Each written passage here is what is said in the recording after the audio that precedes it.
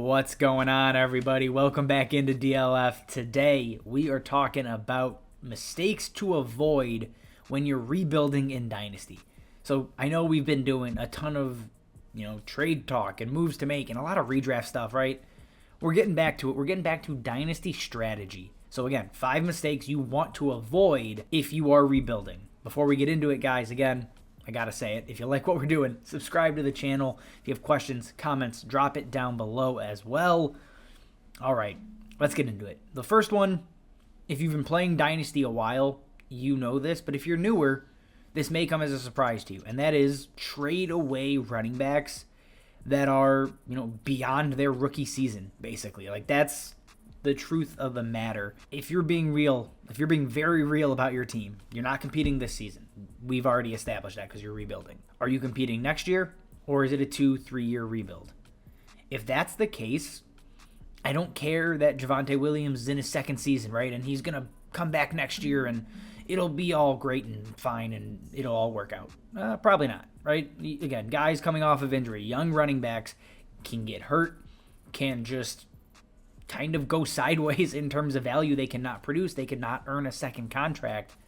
So if you're looking at guys past their rookie season, it's very difficult to say, I know what a running back is going to be in 2 years. And it's weird because, right, we've typically build our rosters forever around JT, CMC, Dalvin Cook, all of these types of star running backs. But the landscape is starting to change heavily, and you just had so much bad luck when it comes to rookie running backs, second-year guys getting hurt, having these catastrophic injuries, right? You have Cam Akers, you have James Robinson, J.K. Dobbins, Breece Hall, Javonte Williams, all of these guys that were supposed to be, cornerstone pieces on your lineup are now hurt, are thrown into basically disarray, and we don't know what to do. It's very difficult. They're very volatile year to year, and that's the piece you want to try to avoid when you're rebuilding, right? My whole thing is, if I'm rebuilding, the second I know I'm competing, I'll go pay up for a running back. That's, I think, the time to do it because you know what you're getting. Again, we just saw it this year. Even these young running backs can just immediately kind of vanish in the blink of an eye. Javonte Williams. It's going to be 2 years for him till he's probably back to full strength. Like that post-ACL year is never a good one. We saw it with Saquon. He's now back. And now you got to look at Breece Hall, and it gets really hairy really, really quickly. So if I'm rebuilding, I am shipping out running backs. I'm not holding on to them long term if I don't have to. And I am building around the wide receivers in the NFL because there's a lot of elite ones, and they're better for significantly longer. Moving on to our second mistake to avoid, and that is overvaluing draft picks. Now, I'm not saying don't start your rebuild with draft picks because that is the cheapest way typically to find superstars and lock them up on your roster for a long time to come. That is the easiest way, for sure. However, draft picks bust. Like, guys bust. It happens all the damn time. I mean, just this season, right? You can look at guys like Sky Moore, Christian Watson, guys that were supposed to be stars. You can look at Cam Akers and J.K. Dobbins, who, again, may not be busts, but have gotten injured, right? So things go sideways quickly. These guaranteed superstar draft picks are not necessarily that every single year. Najee Harris, right? Breakout season now is looking, unfortunately, like a bust and not an anchor in a dynasty roster. Sometimes it is safer to maybe get one less draft pick back, but get an established talent in the NFL. Recently, on a team that is just terrible. I have a straight-up bad team. I traded JT away. I got a 2023 first. That was great. I got a 2023 second. I had the option of a 2024 first or Hollywood Brown. And I took Hollywood Brown. I took the 25-year-old that I know is very, very talented. Because guess what? That is one less piece that I am now concerned about being, quote-unquote, good in fantasy football. I know what Hollywood Brown is. I know what he's going to bring when he's healthy, when he's active. So I'm fine making that deal. Those are the type of things you should do to at least start building the core of your team, right? Like, it's not fun having unlimited draft picks, 3 or 4 firsts and a bunch of seconds. That's way more fun, for sure. I mean, who doesn't want to do that? But sometimes the safe route can be beneficial when you're already factoring in risk. And that actually segues into our third topic here, and that is don't necessarily avoid risk. And by that, again, I'm not saying just go nuts and take all draft picks. That is, there's plenty of risk there. We get that. Don't be afraid to buy players that are having down seasons. I think that is good risk to take. You know, if you were rebuilding early in this season and you targeted Brandon Ayuk, who came out slow, you targeted DJ Moore, who came out slow, Juju Smith-Schuster, right? Guys that were just underperforming, people were trying to get them off their rosters. A couple weeks later, things have changed drastically. For me, like the key, the one I'm going to talk about every year is basically now Deontay Johnson. Deontay Johnson, we know he's good. We know he is damn good. He takes targets at an insane clip. He does a lot with them typically. Right now, he's having a bad year.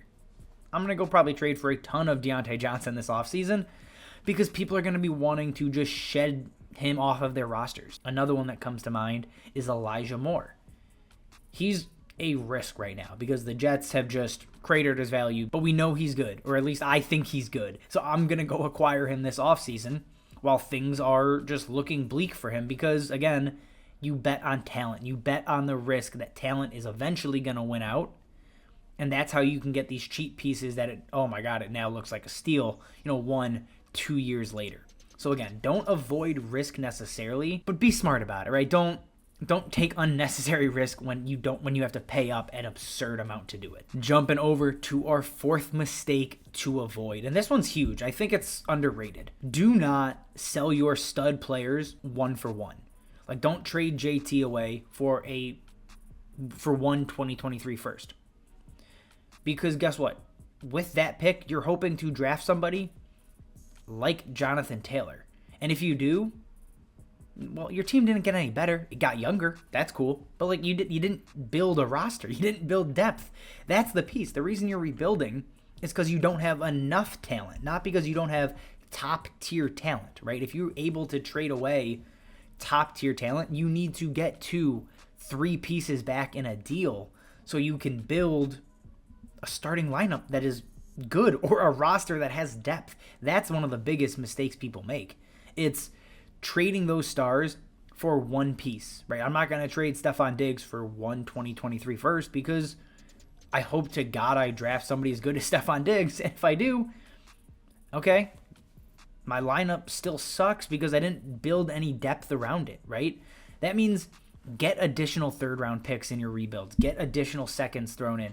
Take a flyer on a player that people are just a little bit less excited about because things aren't going their way, right? Again, it's all about building out a roster, not just finding one star. You have to find multiple in most Dynasty leagues to even be able to compete, right? Teams get really top-heavy in Dynasty, and the way they do that is by hitting on multiple pieces in big trades. That's what you want to do when you start to rebuild, so do not sell guys, right, 1-for-1. And our last mistake to avoid is do not only target first and second year players. I understand, right? Dynasty, we all want to have a young roster. We want to have a young team that is set up for the future. Well, every season we watch young guys not live up to the hype, not live up to the potential. We watch young players just, cost way more than they ever produce. And that's because just like in the NFL, right? Chase Claypool goes for a second. Amari Cooper goes for a fifth. People are enamored with upside. Sometimes it's okay to take back a veteran player in a rebuild because veterans have value in fantasy, whether we like it or not, right? Amari Cooper. Nobody wants Amari Cooper in Dynasty. I cannot sell him for the life of me. But guess what? Every single week, Amari Cooper is putting up wide receiver 2, even some wide receiver 1 numbers. Like Tyler Lockett is the same way. Nobody wants Tyler Lockett in Dynasty, but he's producing. Now, am I targeting those guys in deals? Am I trading young players or older players just to get older? No, of course not, right? You take them back with a pick. You give up some youth, some upside potentially if you're going to break it out into multiple pieces. I'm okay with those kind of trades because unless that player is retiring next season, they still have value. Right? Amari Cooper, Tyler Lockett, 2 guys are about to be wide receiver 2s for probably the next 1 to 2 seasons that, again, I'm not going to target in a rebuild, but if I can get them as a throw-in or a cheap piece, I am fine making that trade. that expedites some rebuilds, honestly, because, again, it talks about your depth. And let's say it doesn't work out and you're still not competing the next year. You can trade those pieces away. It's not the end of the world. They're not stuck on your roster forever. So, again, do not be afraid to target guys that are not on their rookie contract, that are in their prime, because those players matter in fantasy. They matter in Dynasty. They are forever undervalued. And also, just a little nugget, the best time to acquire those guys, in the offseason. That's when they're cheapest because everybody's just looking at age. So those are the type of deals you can make. If you're selling vets, do it in season. If you're buying, do it in the offseason. All right, guys, that is all we have for you. As always, thank you for watching, and we will see you next time.